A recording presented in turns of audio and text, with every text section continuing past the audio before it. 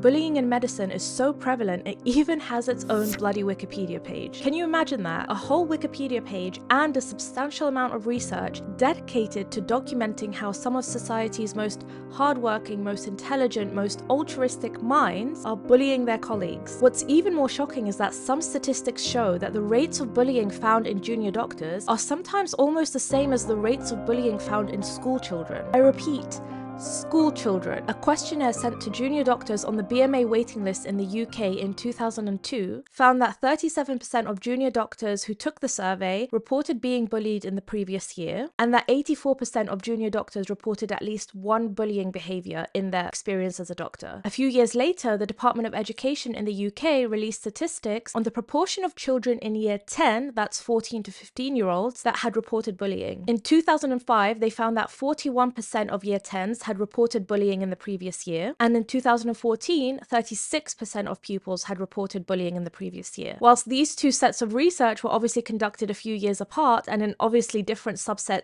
groups of society, the point remains clear. Why is there such a high rate of bullying amongst junior doctors, adult junior doctors? The prevalence is just too damn high. And this level of bullying amongst junior doctors isn't just happening in the UK. Bullying is deeply embedded within the culture of medicine globally. In Malaysia, the 6-month prevalence of bullying amongst junior doctors was found to be 13% in 2021, and a systematic review conducted in 2023 that looked at 13 individual global studies found that the overall prevalence of bullying amongst medical residents was 51%. Guys, 51%, come on, like, am I the only one who's blown away by these figures? Like, that is a freaking high amount to be bullying, especially when you're looking at intelligent, altruistic people who've chosen a career that's meant to help other people, and we're out here bullying our colleagues. And these numbers may vary, maybe 13% here, 51% here, 31% here, whatever. It doesn't matter. The point is that the occurrence of bullying is pretty damn high in medicine, and these numbers may be insignificant to you. Maybe they're just another statistic that you've heard today out of 100 other ones, but these numbers have very real effects on the lives of the doctors who are on the receiving end of the bullying. And if we continue to perpetuate this, if we continue to create this environment for people,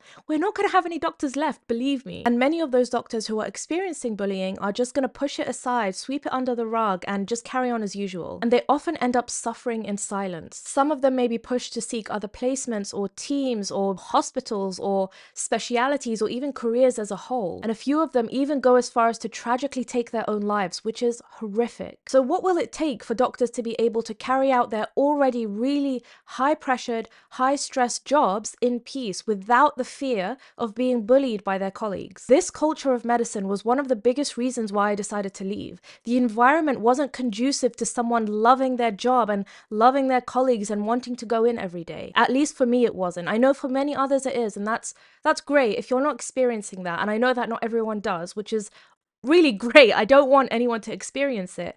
But for me, it wasn't creating an environment where I felt like, oh, I cannot wait to go in and work with all these people. And it just makes me feel like, and I'm sure many other doctors agree, that the culture of medicine as a whole is really due for an upgrade. It really needs to change. But that change can only happen if we start speaking up about these taboo issues within medicine. We need to talk more openly about topics that are often brushed to the side, like bullying rates and suicide rates. The more we talk about these taboo subjects, the more we actually have a chance of changing the trajectory of medical culture. And that's why I've started this process of trying to speak more openly about these taboo subjects. And it's the very reason why I created this video on the suicide rates amongst doctors. Let's all be brave together. Let's start talking about these taboo subjects so that we actually have a chance of changing things. Okay, I hope you enjoyed this week's little rant. Take care of yourselves always, please, and take care of each other. And I'll catch you in the next video.